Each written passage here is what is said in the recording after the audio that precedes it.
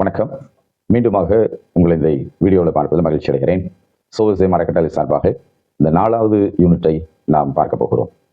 Once again, I greet you and welcome you one and all for this 4th unit video for the title of Social Development and the Emotionals.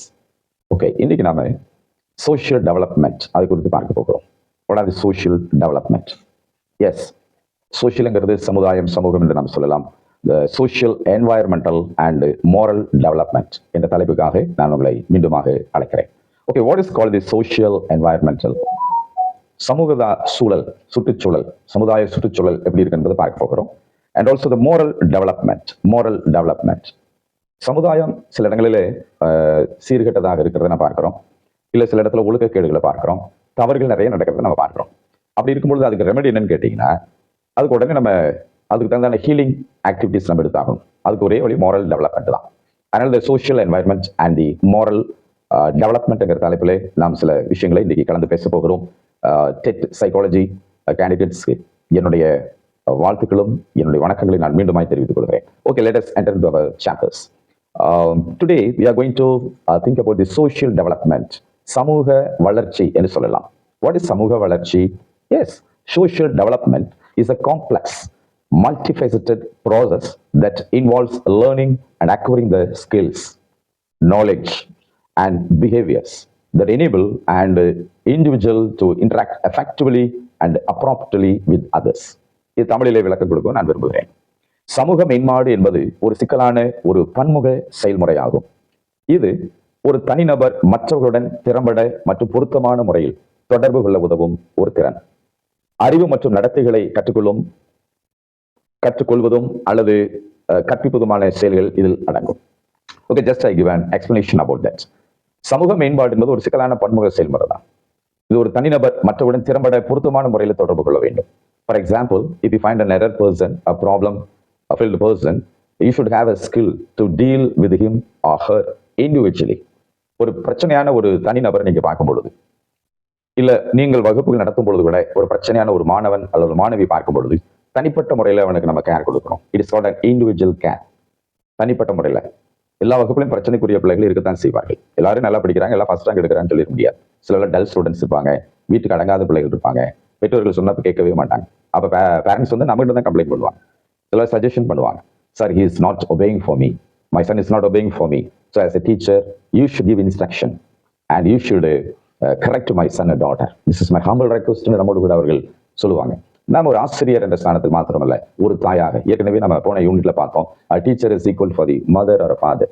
ஒரு தாய் இல்ல தகப்பன் ஸ்தானத்துல நம்ம அதை பார்க்கும் பொழுது நிச்சயமாகவே அவங்க என்ன செய்வாங்க, நம்மளை நம்பி அந்த பிள்ளைகள் விடுவாங்க. அவங்க கேரக்டர் நம்ம மாற்ற வேண்டியதா இருக்கும் சில வேலை. Not only educating but also giving the good character, installing a good character in him. Okay, let us go for the second point.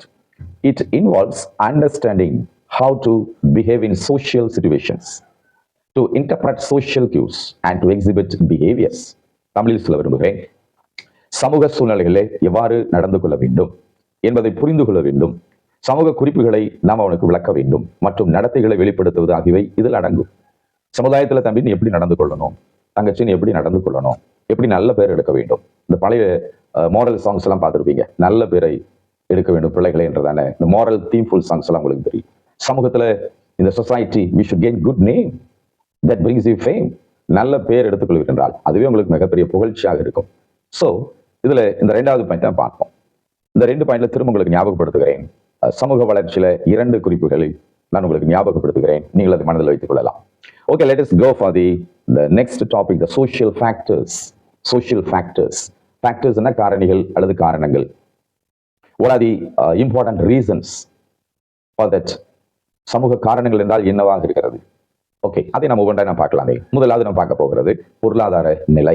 ஆங்கிலத்தில் சொன்னால் economic status. What is that economic status? Economic is important for the family and also for the society, even though it is important for the business or for the government also. So overall, economy is a very important thing. Economic status. An individual's economic background can significantly influence their access to education, health care, and overall quality of their life. For instance, lower income individuals may face barriers to education, affecting the job opportunities and social mobility also. தமிழில் அர்த்தப்படுத்த வேண்டும் என்றால் பொருளாதார நிலை என்பது ஒரு தனிநபருடைய பொருளாதார பின்னணி எதுக்கெல்லாம் உதவியாக இருக்கிறது? அவனுடைய கல்வி, அவனுடைய சுகாதாரம் மற்றும் அவனுடைய ஒட்டுமொத்த வாழ்வாதாரத்திற்கு பொருளாதார நிலை மிகவும் முக்கியமாக இருக்கிறது. உதாரணமாக, குறைந்த வருமானம் இருக்குள்ள நம்ம எடுத்துக்கொள்ளலாமே. ஒரு மாணவனுக்கு அல்லது ஒரு நபருக்கு நல்ல வருமானம் இருக்கும் பொழுது இவை எல்லா சௌரியங்களும் அவனை தேடி வருது. Is satisfied in his area. But the same time we should think about the low income persons or the low income families also. குறைந்த வருமானம் கொண்ட நபர்கள் கல்விக்கு தடைகளை எதிர்கொள்வார்கள். நல்லா படிக்கணும்னு விரும்புறேன், பண வசதி இல்லாதனால நல்லா படிக்க இயலவில்லை. இன்னைக்கு அரசாங்கம் தருகிறதான சலுகைகள் பாராட்டப்பட வேண்டியது. படிக்க முடியாதவர்கள்லாம் எப்படி எல்லாம் அவங்களை கல்வியில ஊக்கப்படுத்தணுமோ அத்தனை வழிகளையும் அரசாங்கம் திறந்து வைத்திருக்கிறது. We should appreciate our government has opened new channels, new ways and new options to give a good education by launching new rules, new implementations for the uneducated people. However, the people of the illiterate or the uneducated society, they should have a good education. எல்லாருக்கும் நல்ல கல்வி கிடைக்கும் என்பதில் நல்ல முயற்சிகள் செய்து கொண்டிருக்கிற அரசாங்கத்தை நாம் பார்க்கலாம். ஸோ இந்த ஏழ்மைப்பட்ட பிள்ளைகளும் அப்படிப்பட்டதான வாய்ப்புகளை பயன்படுத்தி அவங்க நன்றாக படித்துக் கொள்வது அவங்களுக்கு நல்லா இருக்கும். ஒருவேளை நீங்கள் ஒரு ஆசிரியராக இருக்கும் பொழுது உங்களுடைய வகுப்பு மாணவர்கள் எப்படி இருப்பான்னு பாருங்களேன், மாணவிகள் எப்படி இருப்பான்னு பாருங்க. அவங்க ஒருவேளை நிச்சயமாகவே வசதியான பிள்ளைகள் இருந்தார்களா பிரச்சனை கிடையாது. வசதியான பிள்ளைகள் தனியார் பள்ளிக்கூடங்களுக்கெல்லாம் போகிறதை நீங்க பாருங்கள். அவங்களுக்கு வேன் வசதி இருக்கும், உணவு வசதி இருக்கும், வீட்டில் வசதி வாய்ப்புகள் நிறைய இருக்கும், படிப்பதற்கு போதுமான எல்லா ஃபெசிலிட்டிஸ் இருக்கு. அதே சமயத்துல ஒரு பிள்ளை ஸ்கூலுக்கு நடந்து போற பிள்ளை பாருங்களேன், ஒரு சின்ன பேக் எடுத்துக்கிட்டு அந்த ஏழ்மையான ஒரு சூழல்ல இப்படியாவது படிக்கணும் உற்சாகமாய் போற பிள்ளைகளை நம்ம பார்க்க முடியும். So a teacher should understand about the two stages, about the two conditions of the educating people, of the students. மாணவர்களுடைய இந்த இரு நிலைகளையும் ஒரு ஆசிரியர் நிச்சயமாக நாம் புரிந்து கொள்ள வேண்டும். Okay, the third one is education. Education system plays a crucial role in shaping attitudes and skills. It influences social interactions and can determine an individual's career path and social status. Higher education levels are often associated with better job prospects and social networks. தமிழில் அர்த்தப்படுத்த விரும்புகிறேன். கல்வி என்பது என்ன? மனப்பான்மை மற்றும் திறமைகளை வடிவமைப்பதில் கல்வி மிக முக்கிய பங்கு வகிக்கிறது. அதாவது ஒருவருடைய மனப்பான்மையுடைய அமைப்பு, the settings of the mindset and also அவருடைய திறமைகள், அவருடைய ஸ்கில்ஸை ஷேப் பண்றது எல்லாமே அந்த கல்வி தான். இது சமூக தொடர்புகளை பாதிக்கிறது மற்றும் ஒரு தனிநபருடைய தொழில் பாதை மற்றும் சமூக நிலையை தீர்மானிக்க முடியும். எஸ், ஒருவருடைய கல்வி கற்றவனுடைய சூழ்நிலை பார்க்கும் பொழுது அவனுடைய வருங்காலத்தை அதை தீர்மானிக்கிறதாக இருக்கிறது. அவன் நல்லா படிக்கிற பையனை பார்த்து சொல்லலாம், தம்பி நீ வருங்காலத்துல ஒரு IAS அதிகாரியா வரப்போறேன், நீ வருங்காலத்துல ஒரு போலீஸ் கமிஷனரா வரப்போறேன், வருங்காலத்துல ஒரு மாவட்ட ஆட்சியரா வரக்கூடிய அளவுக்கு உங்கள்கிட்ட அந்த திறமைகள் இருக்கு, விளையும் பயிர் முளையிலே தெரிகிறது என்று நம்மளை உற்சாகப்படுத்தலாம். So these points based in this topic. உயர் கல்வி நிலைகள் பெரும்பாலும் சிறந்த வேலை வாய்ப்புகள் மற்றும் சமூக வலைப்பினர்களுடன் தொடர்புగా இருக்கிறது. அதே மாதிரி கல்வி கற்ற பிறகு அவளுக்கு உயர்ந்த வேலை வாய்ப்புகளுக்கு போக வேண்டும் என்றால் அவங்க இப்ப நெட்வொர்க்ல அட்டாச் ஆயிடுறாங்க. Yes, now the educators has been entertained and linked in many network world. The network world taking the educators to the next level of the world. So education is very important. Okay, இதனுடைய social நார்ம்ஸ்ல வர்றதான சில காரணங்கள் இருக்கிறது. Social norms அதாவது சமூக விதிமுறைகள், அதுவும் சில காரணங்களாக இருக்கிறது. For example, if we think about the social norms, they are unwritten rules that govern behavior in various situations. For example, dress codes, professional settings influence how individuals present themselves, reflecting and power of social expectations. சமூக விதிமுறைகள் பார்க்கும் பொழுது எப்படி தெரிகிறது என்றால் இவை பல்வேறு சூழ்நிலைகளிலே நடத்தைகளை நிர்வகிக்கும் எழுதப்படாத விதிகளாக இருக்கிறது. எல்லாமே எழுதப்பட்டது போல இருக்கிறது இல்லை, எழுதப்படாத விதிகளாகவும் அது இருக்கிறது. எடுத்துக்காட்டாக தொழில்முறை அமைப்புகளில் ஆடை கட்டுப்பாடுகள், இந்த ட்ரெஸ் கோட்ஸ் தனிநபர் தம்முடைய எவ்வாறு முன்வைக்கிறார்கள் என்பதை பாதிக்கிறது. இது சமூக எதிர்ப்பாளருடைய சக்தியை பிரதிபலிக்கிறதாக இருக்கிறது. This is the definition for the social norms. Okay, let us come for the next point, the group influence. The factors of the social factor is the group influence. குழு செல்வாக்குகள், ஒரு குழுவாக இருப்பதன் மூலமாக இருக்கிற செல்வாக்கு, அதனுடைய சக்தி என்ன, அதனுடைய பலன் என்ன என்பதை குறித்து நாம் பார்க்கலாம். The group influence. Group dynamics can alter individual choices and behaviors. Once again, I'm telling, the group dynamics can alter individual choices and behaviors. People often conform to group opinions during discussions.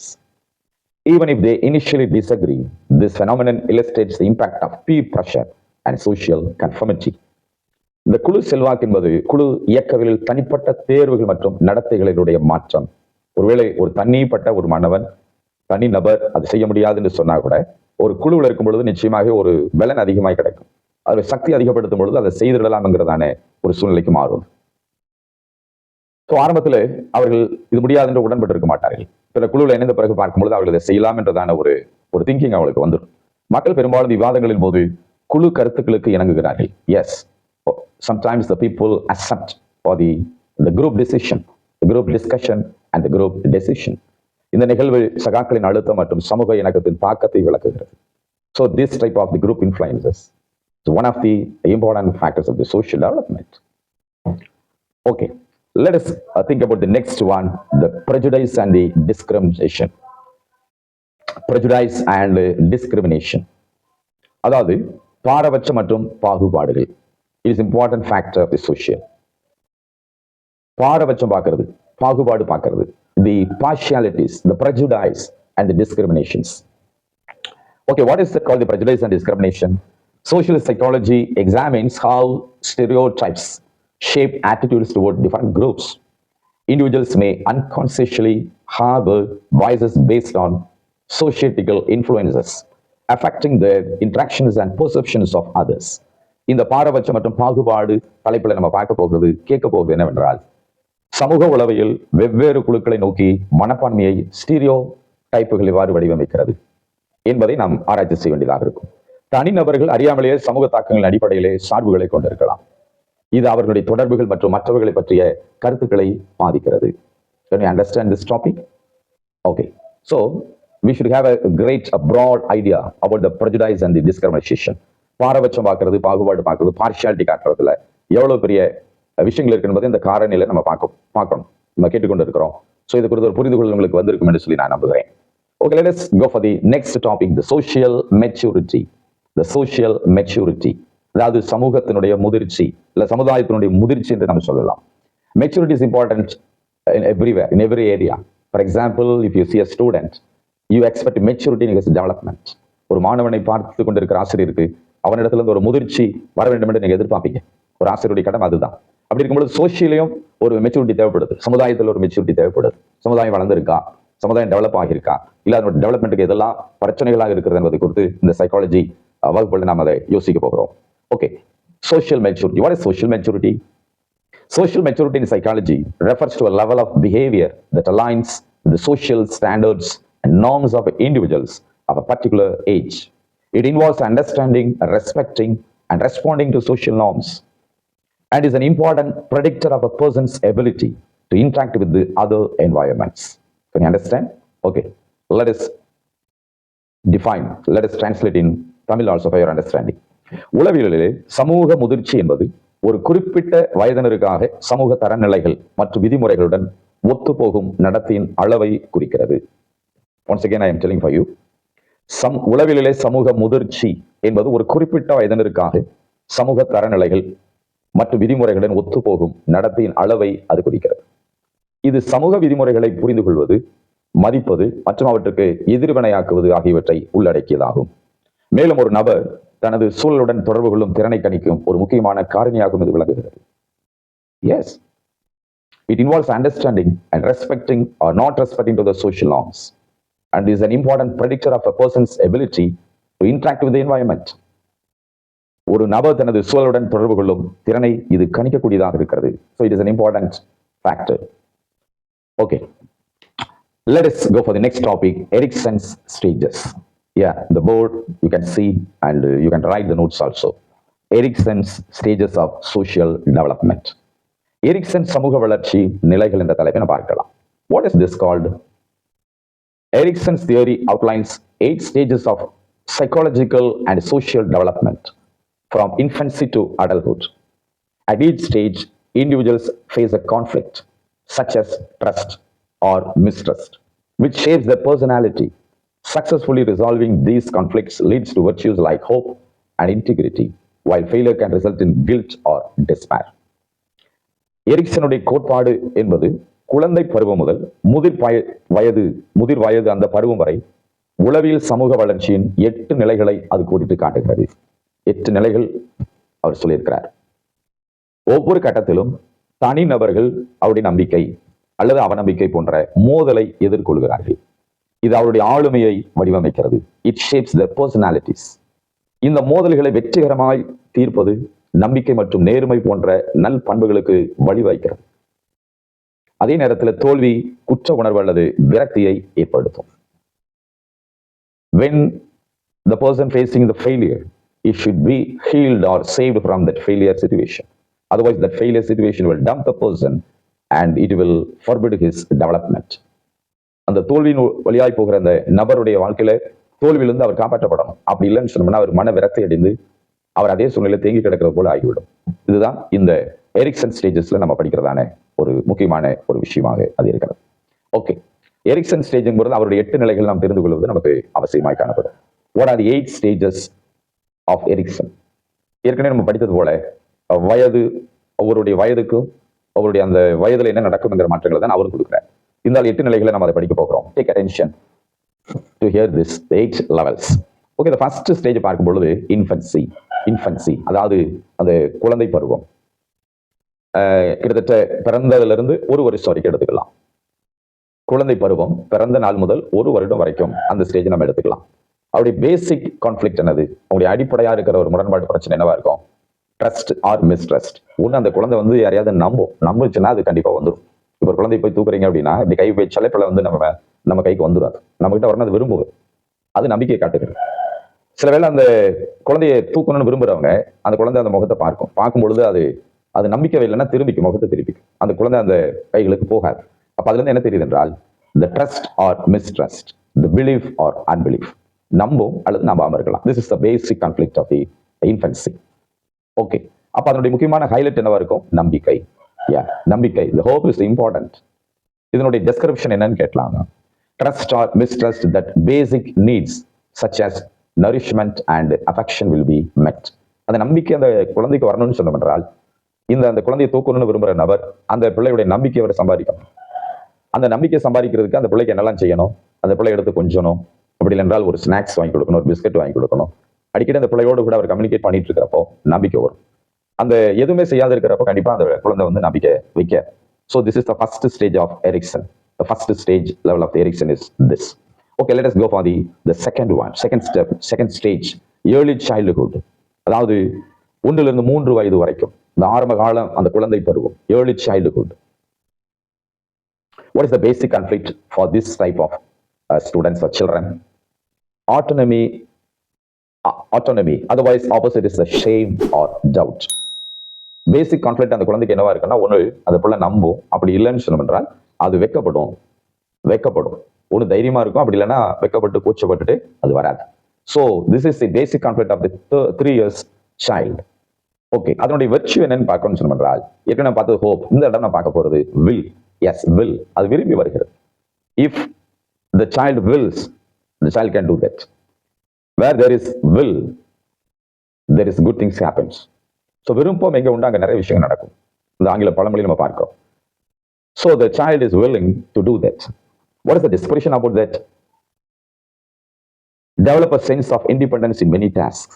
Develop a sense of independence. அதாவது தனக்கு தானே ஒரு சுயமா ஒரு முடிவு எடுத்துக்கும். அங்க போலாமா, அவர்கிட்ட போக வேண்டாமாங்கிற the self decision அந்த பிள்ளை எடுக்கிறதுக்கு பழகும். இது போல நிறைய டாஸ்க் மூலமா தான் அந்த பிள்ளைகள் படிக்கும். போலாமா வேண்டாமா, அவர்கிட்ட போலாமா, இவர்கிட்ட இருக்கலாமா, அந்த இடத்துக்கு போலாமாங்கிற செல்ஃப் டிசிஷன். இது குழந்தை பருவத்திலிருந்தே ஒருத்தருக்கு இருக்கிறத நம்ம பார்க்கிறோம்.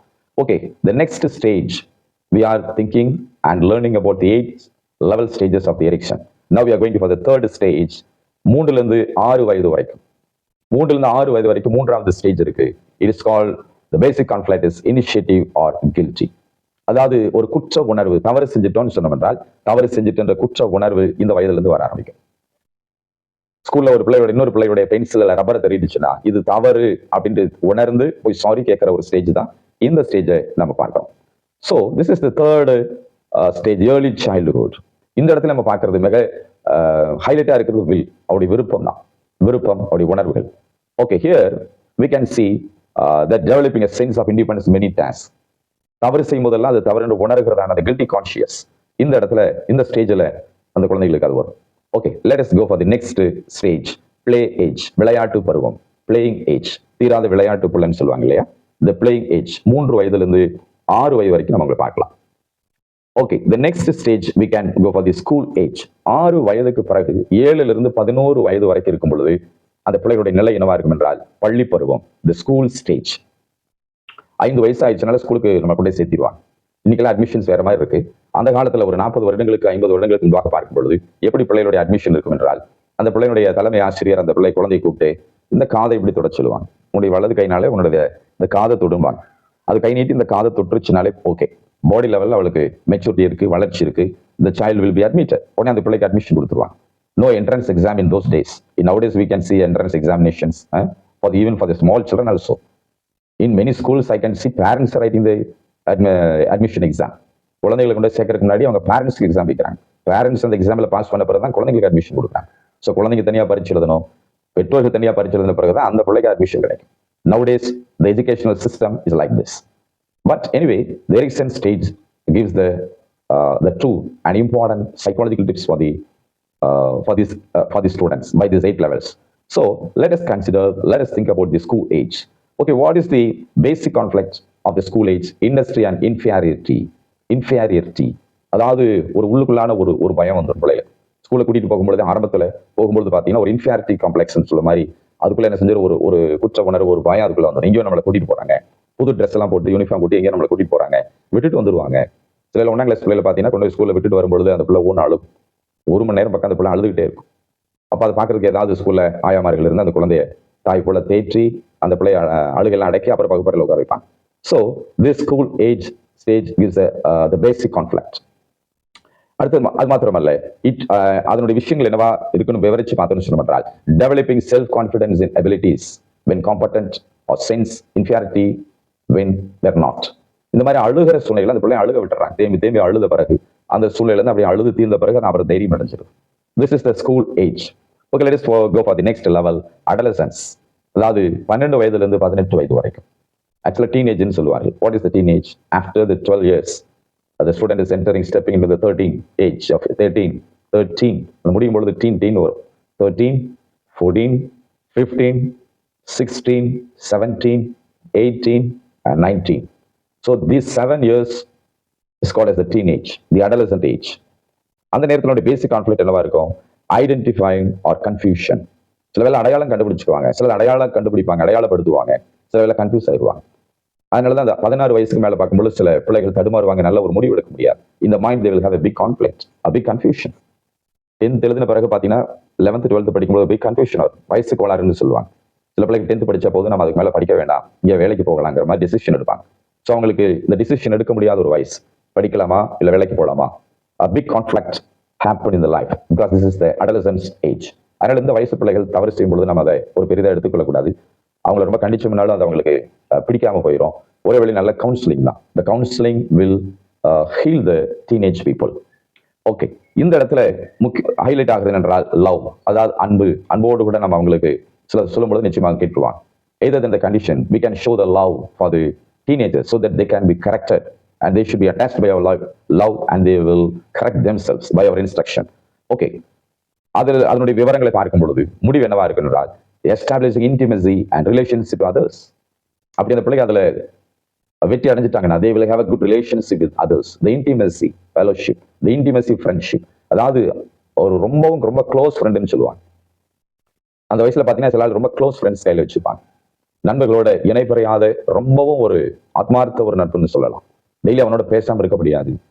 இது தவறான வழியில போகும்பொழுதுதான் காதல்ங்கிறதானே அல்லது பிள்ளைங்கள் வழி விலகி போகிற தவறான வழிகளுக்கு போயிடுறாங்க. Because in that stage the student should be guided in a proper way. ஒரு பாயோட சேரும் பொழுது bye friends they will show the intimacy friendship. ஒரு கேர்ளோட சேரும் பொழுது they will have an intimacy fellowship. It is good, no problem. In this teenage, the teenagers should have a good friends.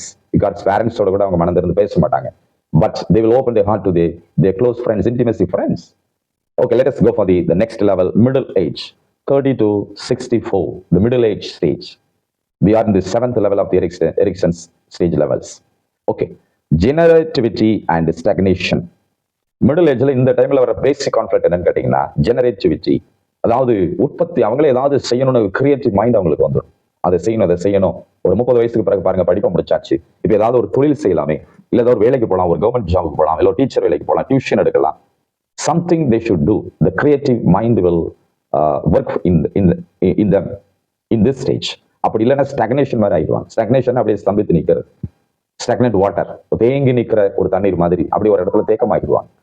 So the youth children, not only youth, the middle-aged person should have a creativity, generativity. They should generate something in the life, otherwise they will face the stagnant water condition. Okay, இந்த நேரத்தில் அவங்க கிட்ட இருந்து highlight ஆகுறது என்றால் care, ரொம்ப அக்கறை காண்பிக்கப்பட வேண்டும் அவங்களுக்கு. ஒருவேளை அவர்கள் அந்த வயசுல ஏதாவது செய்யணும் எழுமணும்னா they need a care, they need the love, they need a support. அது அவங்களுக்கு கிடைச்சிருச்சுன்னா ரொம்ப நல்லா செய்வாங்க. Okay, what is the description? The final result for this stage is contribute to society and be part of a family. அதாவது சமுதாயத்துக்கு அவங்க தன்னை ஒரு சேவகனா ஒரு தன்னர்வு தொண்டரா ஒப்பு கொடுத்துருவாங்க. அதே சமயத்துல வீட்லயும் குடும்பத்திலும் வேலையும் பார்ப்பார்கள். Yes, before this we learn about the 7 stages. The 7-stage person will live and show everything in the house itself. அதெல்லாம் இன்டோர், வீட்டுக்குள்ளதான் இதெல்லாம் நடந்துட்டு இருக்கும். But in the 7th stage, the person should show himself, expose himself to the society, and he will be benefited for the society. Meanwhile, in his house also, வீட்லயும் சமுதாயத்திலையும் நல்ல ஒரு மனிதனாக உருவாக்கப்பட்டவர்களாக அவங்க வெளியேறுகிற stage தான் இந்த 7th stage. Okay, let us consider about the last stage, that is called old age. Old age from 65 onwards. 65 வயசுல இருந்து அவங்களுடைய காலம் முடிகிற வரைக்கும் நம்ம அதை ஓல்ட் ஏஜ்னு எடுத்துக்கலாம். வயோதிப பருவம், the senior citizens. What is the basic conflict in that? Integrity or despair. அதாவது மரியாதை எதிர்பார்க்கிறதான ஒரு பருவம் அவங்களுக்கு. வயதானவங்களை நம்ம மதிக்கணும்னு அவங்க எதிர்பார்ப்பாங்க. காலை எந்திரிச்சோன்னா குட் மார்னிங் சொல்லணும் அவங்க எதிர்பார்ப்பாங்க. அவங்க எதிர்பார்க்க நம்ம கொடுத்துட்டோம்னாலே அவங்களுக்கு எல்லாமே நல்லா ஆயிரும். சில வேலை ப்ரெஷர் கூட ஏறும், அது ஏறாம இருக்கும். மகிழ்ச்சியை வச்சுக்கலாம். இந்த வயதானவங்களை எப்பொழுதும் மகிழ்ச்சியை வச்சுக்கன்னு சொல்லுவாங்க. Wherever the happiness, we cannot see the sickness. Yes, if a person is happy and the sickness and disease will be away from his life. அவங்க மகிழ்ச்சியை வச்சு கொடுத்தான சூழ்நிலைகள் இதுதான். ஒருவேளை திருமணமாகி மருமகள் அந்த வீட்டில் இருக்கிறாங்கன்னா அவங்க மதிக்கணும்னு எதிர்பார்ப்பாங்க. இல்ல பிள்ளைகள் பெரிதான பிறகு பெற்றோர்கள் வயதானால் அந்த பிள்ளைகள் அவங்க சொல்ற பேச்செல்லாம் கேட்டு மதிச்சு நடக்கிறத அவங்க எதிர்பார்த்தாங்கன்னா அதன்படி அந்த மகன் செஞ்சுட்டான்னு சொன்னா அவங்க ரொம்ப மகிழ்ச்சி அடைவாங்க. இன்னைக்கு நிறைய குடும்பங்கள் இருக்கிற பிரச்சனை கான்ஃபிளிக்ட் ஏற்படுது, ஒரு பெரிய முரண்பாடு. டெஸ்பேர்னா ரொம்ப அவங்களை ஓரம் கட்டிடுறாங்க, அவங்களை இழிவா நினைக்கிறாங்க. டெஸ்பேர் அண்ட் டெஸ்பாய்ஸ், ரொம்ப அற்பமா நினைக்கிறாங்க, இழிவா நினைக்கிறது, ஒரு மரியாதை கொடுக்காம ரொம்ப சீப்பா நினைக்கிறதுனால அவங்க அதுல மிகவும் பாதிக்கப்படுறாங்க. ஸோ இந்த டைம்ல அவங்களுடைய செய்கள்லாம் இப்படிதான் இருக்கும். This is the 8th stage of the erection. Okay, இந்த ஸ்டேஜ்ல இருக்கிறவங்களுக்கு ஹைலைட் ஆகுது என்னவென்றால் விஸ்டம், அதாவது ஞானம் என்ற அர்த்தம். There is a great difference between wisdom and the knowledge. இது வரைக்கும் 7 ஸ்டேஜ்ல நம்ம பார்த்தது நாலேஜ், அறிவு. பிள்ளைகளை வாத்தியார் பார்த்து அடிக்கடி கேட்கிற கேள்வி ஆண்டா உனக்கு அறிவு இல்லையான்னு கேட்பார். So for education, for the society life, in the teenage or in the early age, in the childhood, they need knowledge. Knowledge is centered schools-ல தனியாக ஆரம்பிச்சிருப்பாங்க. So knowledge is needed. But in this last stage, the knowledge is developed as a wisdom. இப்போ அவங்களுக்கு அறிவு ஞானமா மாறிட்டாங்க. அறிவு ஒருத்தங்கிட்ட இருந்தா அவனுக்கு பேர் அறிவாளி, ஞானம் இருந்துச்சுன்னா அவனுக்கு பேர் ஞானி. ஸோ இந்த நேரத்தில் அவர் ஞானியா மாறிடுறாங்க. அந்த ஸ்டேஜ்ல என்ன ஞானம் அவங்களுக்கு வருது என்றால் அவங்க வாழ்ந்து முடிச்சிருக்கிறாங்க. ஸோ வாழ்க்கை என்பது என்னங்கிறதை அவங்ககிட்ட நம்ம கத்துக்கலாம். ஒரு டியூஷன் சென்டர் மாதிரி அவங்களை யூஸ் பண்ணிக்கலாம். கடன் வாங்கினா எவ்வளவு பிரச்சனைங்கிறத அவங்ககிட்ட இருந்து நம்ம கேட்டு தெரிஞ்சுக்கணும். ஒரு ஃபேமிலி எப்படி ரன் பண்றதுங்கிறத குறித்து அவங்ககிட்ட கேட்டீங்கன்னா ஞானத்தோடு நமக்கு அவங்க சொல்லுவாங்க. Nowadays the senior citizens has been rejected by the society, by their own family, but they should not be rejected, they should be accepted. அவங்களை வீட்டில் வச்சுக்கிற நல்லது, வீட்டில் வயதானவங்க இருக்கிறது நல்லது, வீட்டில் ஒரு வயசானவங்க இருக்கிறது நமக்கு நல்லது. சின்ன குழந்தைகள் தான் கூட அந்த வயசானவங்க அவங்களுக்கு சின்ன கதைகள், மாரல் ஸ்டோரி சொல்லி கொடுப்பாங்க. என்னதான் பிள்ளைகள் போய் எந்த பெரிய ஸ்கூல்ல படிச்சாலும் the moral story should save your children. The moral story will clean the heart of the child and save your child. அதனால இந்த நல்ல விஷயங்களை யார்கிட்ட இருந்து வரும் என்றால் the old age people இருந்து வரும். இதுல கடைசியாக கொடுக்கிற ரிசல்ட் என்னவென்றால் assess and make sense of the and meaning of the contributors. அதாவது வாழ்க்கையினுடைய அந்த பாடங்களை அவங்க கற்றுக் கொடுக்கறதுனால அதனுடைய எஃபெக்ட் ரொம்ப நல்லா இருக்கும். Okay, so far we learned about the 8 stages of the erections. So I believe that from this video you learn many things. So keep all this in your mind and you prepare for your TET exam. அடுத்தபடியாக இந்த 4வது யூனிட்ல பார்க்க இருக்கிற தலைப்பு emotional development, உணர்ச்சி சார்ந்த வளர்ச்சி. What is emotional development? Emotional development, the emergence of experience, the expression, understanding and regulation of emotions from birth and the growth and change in these capacities. உணர்ச்சியினுடைய வளர்ச்சி குறித்து நம்ம பார்க்கும் பொழுது பிறப்பிலிருந்தே அனுபவத்தினுடைய தோற்றம், வெளிப்பாடு, புரிந்து கொள்ளுதல் மற்றும் உணர்ச்சிகளுடைய கட்டுப்பாடு மற்றும் இந்த திறன்கள் வளர்ச்சி அதனுடைய மாற்றங்களை குறித்து படிப்பதாகும். So I welcome you to learn this emotional development. What are emotionals? உணர்ச்சிகள் என்பது என்ன? எல்லாருக்கும் உணர்ச்சிகள் இருக்கு. இதை கேட்கிற உங்களுக்கு கூட உணர்ச்சி இருக்கு. சில சொல்லுவோம் இல்லையா, உணர்ச்சி வசப்பட்டுறாதீங்க, எக்ஸ்ட்ராடினரியா போறது. இந்த உணர்ச்சிகள் அளவா போயிட்டு இருக்கிறப்ப பிரச்சனை இல்லை, உணர்ச்சி வசப்படும் பொழுதுதான் பிரச்சனைகள் ஆகுது. So what are the emotions? Emotions are complex phenomena studied across various disciplines, including biology, psychology, and neuroscience. They are not simply amorphous feelings, but are structured by neurology, evaluations, behaviors, and social context. Emotions involve physical, experiential, and social structures, integrating neuropsychological, behavioral, evaluative, and social elements. Okay, for your understanding, let I give explanation in Tamil also. உணர்ச்சிகள் என்பது உயிரியல் அல்லது உளவியல் மற்றும் நரம்பியல் உள்ளிட்ட பல்வேறு துறைகளில் ஆய்வு செய்யப்படும் சிக்கலான நிகழ்வுகள் ஆகும். அதை வெறுமனமே உருமற்று உணர்வுகளே அல்ல, ஆனால் நரம்பியல் மதிப்பீடுகள், நடத்தைகள் மற்றும் சமூக சூழல்களால் கட்டமைக்கப்படுகிறது. உணர்ச்சிகள் உடைய உடல், அனுபவம் மற்றும் சமூக கட்டமைப்புகளை உள்ளடக்கியதாகும். நரம்பியல், இயற்பியல், நடத்தை, மதிப்பீடு மற்றும் சமூக கூறுகளை ஒருங்கிணைக்கிறதாக இது இருக்கிறது. Again, I'm going to give in a simple way explanation. உணர்ச்சிகள் என்பது என்ன? உயிரியல் அல்லது உளவியல், நரம்பியல் பல்வேறு துறைகளிலே அது சிக்கலுடையதாக இருக்கிறது. அதாவது உளவியல் மனதை பற்றி படிக்கிறது, நரம்பியல் உணர்வுகள் அதிகமாகும் பொழுது நரம்புகளுடைய வேலைகள் ஜாஸ்தியாக இருக்கிறது. அது இப்படி சொல்லுவாங்க, ஒருத்தர் கோபப்படும் பொழுது உடம்புல இருக்கிற எல்லா நரம்புகளும் என்ன செய்து ரொம்ப பாதிக்கப்படுதுன்னு சொல்லுவாங்க. அதே சமயத்துல மகிழ்ச்சியா இருக்கும் பொழுது உடம்புல இருக்கிற எல்லா நரம்புகளுக்கும் ஒரு சத்துணவு போட்ட மாதிரி இருக்குன்னு சொல்லுவாங்க. So the nerves is as a relative is related with the emotions. உணர்ச்சிகளோடு நரம்புகள் சம்பந்தப்பட்டதாகவே இருக்கிறது. இது நீங்கள் மருத்துவரிடத்தில் கேட்பீர்கள், இன்னும் தெளிவான காரியங்களை நீங்க பெற்றுக்கொள்ளலாம். ஓகே, அப்படி இருக்கும் பொழுது இந்த எமோஷன்ஸ் பத்தி இந்த இடத்துல இந்த சப்ஜெக்ட்ல சாப்டர் நம்ம படிக்கிறது ரொம்ப அவசியமாக இருக்கிறது. Okay, let us think about the positive emotions and negative emotions. நேர்மறை உணர்ச்சிகளை பற்றியும் எதிர்மறை உணர்ச்சிகளை பற்றியும் இப்பொழுது நம்ம பார்க்கலாமே. What is a positive emotion? Positive emotions are defined as pleasant or desirable emotional responses to situations or stimuli. They are associated with the feelings of joy, contentment, love, and excitement. புரியுதுங்களா? அதாவது நேர்மறை உணர்ச்சிகள் என்பது சூழ்நிலைகள் அல்லது தூண்டுதல்களுக்கு இனிமையான அல்லது விரும்பத்தக்க உணர்ச்சி பூர்வமான பதில்களை வரையறுக்கப்படுகிறது. அவை மகிழ்ச்சி, மனநிறைவு, அன்பு மற்றும் உற்சாக உணர்வுடன் தொடர்புடையதாக இருக்கிறது. இதுதான் positive emotions. If a man sees everything as a positive, no problem in his eye. If a man thinks everything is a positive mind, no problem in his mind. If his heart thinks everything is a positive, எல்லாத்தையுமே பாசிட்டிவாவே எடுத்துட்டாங்க அப்படின்னு சொன்னா பிரச்சனை எதுவும் இருக்காது, உடல் உறுப்புகள பாதிப்புகளும் இருக்காது. Okay, let us think about the negative emotions. Negative emotions, on the other hand, are those that evoke unpleasant feelings such as sadness, anger, fear, and anxiety. While often viewed as undesirable, negative emotions are essential to survival and personal growth. அதாவது எதிர்மறை உணர்ச்சிகள் என்பது என்ன? எதிர்மறை உணர்ச்சிகள் என்பது சோகத்தை கொண்டு வருவதாக இருக்கும், கோபத்தை கொண்டு வருகிறதாக இருக்கும், பயம் மற்றும் பதட்டத்தை ஏற்படுகிறதாக இருக்கும். அவர்கள் விரும்பின காரியமாய் அது இருக்காது. ஸோ இது பெரும்பாலும் மிகப்பெரிய பாதிப்புகளை, உயிரிழப்புகளை கொண்டு வரும். ஸோ அதனாலதான் எதிர்மறை உணர்ச்சிகள் நமக்கு விடுதலை வேண்டும்.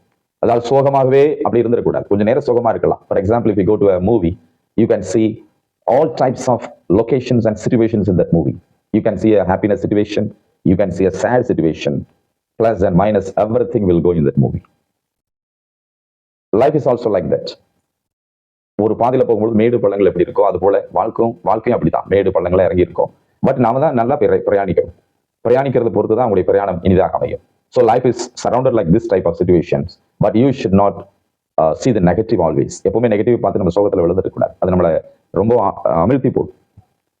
கோபம், பயம், திகில், பதற்றங்கள், எப்பொழுதுமே சில பதற்றமாகவே இருப்பாங்க. எனக்கு தெரிஞ்ச ஒரு நல்ல ஒரு பெண்மணி வீட்டில எல்லாம் வசதியா இருக்காங்க, நல்ல ஒரு மாப்பிள்ளை பார்த்து திருமணம் பண்ணி வச்சாங்க. ஆனா திருமணத்துக்கு முன்பாக அவங்க மனநிலையில ஒரு சைக்கோ ப்ராப்ளம் இருக்கிறவங்க தான். எதை எடுத்தாலும் பயந்துக்கும், எதை எடுத்தாலும் நெகட்டிவா தான் யோசிப்பாங்க. ஒரு ஃபேனுக்குள்ள உட்காந்துருப்பாங்க, இந்த ஃபேன் கலண்டி மண்டையில வந்துச்சுன்னா என்ன ஆகுறதுன்னு யோசிப்பாங்க. ஒரு வாகனத்துல போயிட்டு இருப்பாங்க, ஓட்டிட்டு போகிற வாகனம் எங்கேயாவது ஆக்சிடென்ட் ஆயிடுச்சுன்னா செத்து போயிடுவேன்னு பயப்படுவாங்க. So everything from morning to evening she is thinking about negative thoughts. She is filled with negative thoughts. Her heart and mind is filled with negative thoughts. எப்படிப்பட்ட ஒரு பெண்மணிக்கு திருமணம் பண்ணி வச்சா அந்த வீட்டில் அவங்க எப்படி இருப்பான்னு யோசித்து பாருங்களேன். நல்ல திருமணம் நடந்துச்சு, ஆனால் இப்போ அவங்க கணவனோடு இல்லை, குழந்தை ஒன்று இருக்கு, அந்த குழந்தையும் கணவனும் அவளோட இல்லை. அவள் இப்பொழுதும் அதை விட்டு பிரிஞ்சு தனியாக ஒரு ரூமுக்குள்ள தான் இருக்கிறான். எப்பயுமே அந்த ரூமுக்குள்ள இருக்குன்னு விரும்புகிறான். So this type of negative feelings will spoil your life. மாணவர்களுக்கு அந்த மாதிரி நெகட்டிவ் ஃபீலிங்ஸ் இருக்கான்னு பார்த்துட்டு ஒரு ஆசிரியர் நீங்கள் என்ன செய்யணும், அதுலேருந்து அவனை வெளியே கொண்டு வரதுக்கு நம்ம முயற்சி எடுக்கணும். Okay, what is the emotional control? Negative பார்த்தோம், பாசிட்டிவ் பார்த்தோம். இந்த எமோஷன்ஸ் எப்படி கண்ட்ரோல் பண்றதுன்னு நம்ம பார்த்துக்கலாம். உணர்ச்சிகளை எப்படி கட்டுப்படுத்தணும்? The emotional control or emotional regulation is the ability to manage and respond to emotional experiences in a way that is appropriate and adaptive, significantly impacting mental health and interpersonal relationships. உணர்ச்சி கட்டுப்பாடு அல்லது உணர்ச்சியுடைய ஒழுங்குமுறை என்பது மன ஆரோக்கியம் மற்றும் தனிப்பட்ட உறவுகளிலே குறிப்பிடத்தக்க தாக்கத்தை ஏற்படுத்தும். பொருத்தமான மற்றும் தகவமைப்பு தலைமை கொண்ட முறையிலே உணர்ச்சி அனுபவங்களை நிர்வகிக்கும் மற்றும் பதிலளிக்கும் திறனாகும். So you should control your emotions. Without control, we cannot do anything. Control room is important to bring a good administration. Control is important. A brake is important in your cycle or in a two-wheeler. Without brake, your driving is very dangerous. So you should learn to how to control your life, control your tongue, control your feelings, control your anger. Everything should be under control. Okay. Next we are going to see about the emotional maturity. உணர்ச்சியினுடைய முதிர்ச்சி நம்ம பார்க்க போகிறோம். எப்படி வயது முதிர்ச்சியை நம்ம பார்த்தோமோ, எரிக்சனுடைய 8வது stage, the old age, முதிர்ந்தவர்கள், வயது முதிர்ந்தவர்கள். அது போல ஃபீலிங்ஸ்ல நமக்கு ஒரு முதிர்ச்சி வேணும். உடல்ல மாத்திரம் முதிர்ச்சி இல்லை, ஃபீலிங்ஸ்ல ஒரு முதிர்ச்சி, ஒரு பக்குவம் இருக்கும் என்றால் it will be good for life. Okay, emotional maturity in psychology refers to an individual's ability effectively navigate and regulate their emotions, reactions and behavior in various situations. உளவியல் உணர்ச்சி முதிர்ச்சி என்பது என்னவென்றால் பல்வேறு சூழ்நிலைகளில் ஒரு நபருடைய உணர்ச்சிகள், எதிர்வினைகள் மற்றும் நடத்தையை திறம்பட வழி நடத்தி ஒழுங்குபடுத்தும் ஒரு திறனை அது காண்பிக்கிறது. So we need a maturity in our emotions. Okay, the next title is places of emotionals in life. வாழ்க்கையில உணர்ச்சி வசப்படக்கூடிய இடங்கள் எது என்பதை குறித்து நம்ம பார்க்க போகிறோம். Understand the functions of meanings of emotion in 3 areas of life. வாழ்க்கையில 3 பகுதிகளிலே உணர்ச்சியினுடைய செயல்பாடுகள் மற்றும் அர்த்தங்களை நாம் புரிந்து கொள்ள வேண்டும். What are the 3 areas? First is the intrapersonal. Second one is the interpersonal. The third one is the social cultural.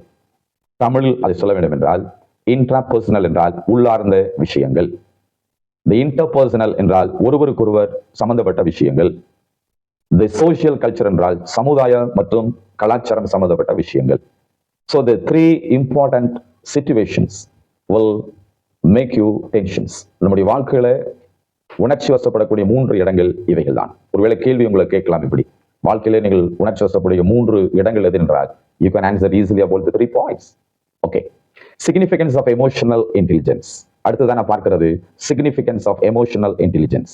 emotional intelligence என்றால் சுருக்கமாக EI என்று சொல்லலாம். emotional intelligence, உணர்ச்சியினுடைய நுண்ணறிவினுடைய முக்கியத்துவம். இந்த உணர்ச்சிகளில் ஒரு நுண்ணறிவு இருக்கு. சில சொல்லுவாங்களா, அறிவு இல்லாம இப்படி பண்ணிட்டேன்னு சொல்லுவாங்க, அறிவு கிட்டத்தனமா இப்படி செய்துட்டாங்க, முட்டாள்தனமா செய்துட்டான்னு சொல்லுவாங்க. முட்டாள் என்றால் இஸ் 0. பட் அதே சமயத்துல உணர்ச்சிகளில் அவர் கண்ட்ரோல் பண்ணி அவர் செயல்படுவார் என்றால் he will get a first rank. Okay, the importance of EI should not go appreciated. The ability to understand and manage your emotions in the first step realizing your true potential.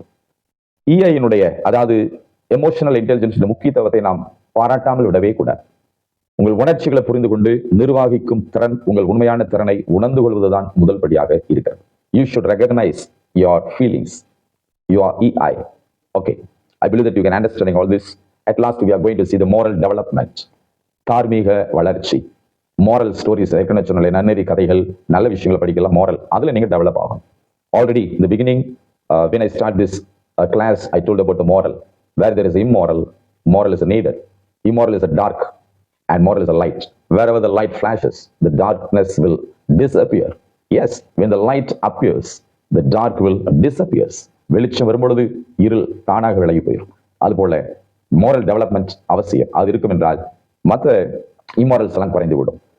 உளவியல ஒழுக்க வளர்ச்சி என்பது தனிநபருடைய தார்மீக தரநிலைகள் மற்றும் நடத்தைகளை பெற்று அவற்றை பயன்படுத்தும் செயல்முறையை குறிக்கிறது. தார்மீக வளர்ச்சி நமக்கு அவசியம். The moral development in psychology refers to the process through which individuals secure and apply more standards and behaviors. Okay. Now we are going to say about the Kohlberg's 6 stages of moral development. Kohlberg's தார்மீக வளர்ச்சியில பத்தி 6 நிலைகள் ரொம்ப அவசியமாக இருக்கிறது இந்த moral developmentல. நாம் அதை இப்பொழுது பார்க்கலாமே. Okay. The first one is pre-conventional level. அதாவது அவருடைய அந்த நிலைகளை பத்தி சொல்லும்போது ஒவ்வொன்றாக நீங்கள் குறித்து கொண்டு வரலாம். கிட்டத்தட்ட ஒரு 3 ஸ்டேஜஸ் கொடுக்குறேன். 3 ஸ்டேஜஸ்ல 3 டாபிக்னு எடுத்துக்கலாம். 3 டாபிக்ல 2 ஸ்டேஜ். அப்ப கிட்டத்தட்ட 6 ஸ்டேஜஸ் அவர் கொடுக்குறார். அது என்பதை பார்த்துட்டு இந்த வீடியோ கிளாஸ் நம்ம நிறைவு செய்ய போகிறோம். Okay. The first one is the pre-conventional level. அதாவது முன் வழக்கமான ஒரு நிலை. இதுல ஸ்டேஜ் 1 என்னன்னு கேட்டீங்கன்னா obedience and punishment orientation. கீழ்ப்படிதல் மற்றும் தண்டனை நோக்குதல். என்னன்னு உங்களுக்கு புரிஞ்சிருக்கும்னு நினைக்கிறேன். தண்டனைனாலே நம்ம என்ன செய்வோம், கீழ்ப்படினோம் அப்படின்னா பிள்ளைகள் நம்ம அவனை தண்டிக்க வேண்டியதாக இருக்கும். பிறம்பை கையாளாதவன் தன்னுடைய மகனையோ அல்லது மாணவனையோ பகைக்கிறான் ஒரு பழமொழி உண்டு. So where is stick, there is strict. But nowadays our situations are very strict to not take the stick. அப்படி இருக்கும்போது நம்ம ஆலோசனை மூலமா தான் பிள்ளைகள் நம்ம கொண்டு வர வேண்டும். அதனால ஃபர்ஸ்ட் லெவல் வழக்கமான ஒரு நிலை, அவனை பனிஷ் பண்ணணும், கீழ்ப்படுதல் மற்றும் தண்டனை கொடுத்து அவனை சரி பண்ணணும். 2வது ஸ்டேஜை பார்க்கிறோம். அதுல இண்டிவிஜுவலிசம் அண்ட் எக்ஸ்சேஞ்ச், தனித்துவம் மற்றும் பரிமாற்றம் நிலை. Recognize that different individuals have different viewpoints and their actions are based on self-interest. தனித்துவம் மற்றும் பரிமாற்றம் ஒரு நிலை. அந்த மாணவன் இடத்துல இப்படி நம்ம கையாளும் பொழுது நிச்சயமாகவே அது நமக்கு ஒரு சக்சஸ் கொடுக்கும். 2வது லெவல் கன்வென்ஷனல் லெவல், வழக்கமான ஒரு நிலை. ஸ்டேஜில் 3 பட் லெவலில் வைக்கும்போது 2வது. ஒரு லெவலுக்கு 2 ஸ்டேஜ் இருக்குன்னு சொன்னேன். இப்போ அந்த 2வது கன்வென்ஷன் லெவலில் வழக்கமான நிலை என்ன நடக்கும்? ஸ்டேஜ் 3 குட் இன்டர்பர்சனல் ரிலேஷன்ஷிப்ஸ், நல்ல தனிப்பட்ட உறவுகள். அதாவது அவனோடு கூட இல்லை மற்றவரோட நல்ல தனிப்பட்ட கம்யூனிகேஷன் ரிலேஷன்ஷிப் நல்லா இருந்துச்சுன்னா அவனை நல்லா மாத்திரலாம். பழகிதான் சிலால மாற்ற முடியும். பழகணும், பேசணும், அதிக நேரம் அவனோட செலவு பண்ணணும். A teacher should spend much time with the student. Yesterday, I attended a B.Ed college inauguration program. In that program, one of the educational dignity person, he quoted about the Jesus Christ. Jesus Christ had 12 students. He was the teacher. Under him, 12 students were under training for 3.5 years. So that students learned something from the teacher Jesus Christ. அப்படிங்கிற ரொம்ப அழகா நேற்று அவர் உரையாற்றினார். அது ரொம்ப பிடித்தமானது இருந்துச்சு. Likewise, our teacher should spend much time with his student. அது வேஸ்ட்னு சொல்றதை விட அது நம்ம என்ன சொல்ல, இன்வெஸ்ட்மெண்ட்னு சொல்லலாம். Yes, our teacher should invest much time. முதலீடு செய்யணும். ஒரு தொழிலுக்கு பணத்தை முதலீடு செய்யறது போல ஒரு ஆசிரியர் தன்னுடைய மாணவனுக்காக நேரங்களை அவர் முதலீடு செய்ய வேண்டும். Okay, the stage 4 is maintaining social order. சமூக ஒழுங்கை பராமரிக்க வேண்டும். The third level, we are going to see the post-conventional law. மரபுக்கு பிந்திய ஒரு நிலை. அதுல 5th stage என்றால் social contract and individual rights. சமூக ஒப்பந்தம் மற்றும் தனிநபருடைய உரிமைகள். இந்த போர்டில் வரதை நீங்க பார்த்துக் கொள்ளலாம். நோட்ஸ் எடுக்கிறதுக்கு உங்களுக்கு ஈஸியா இருக்கும். The last stage, 6வது ஸ்டேஜ் என்னவென்றால் universal principles. உலகளாவிய ஒரு கொள்கைகள். Moral reasoning is based on abstract reasoning using universal ethical principles. உலகளாவிய கொள்கைகளை பத்தி நம்ம உங்களுக்கு சொல்லலாம்.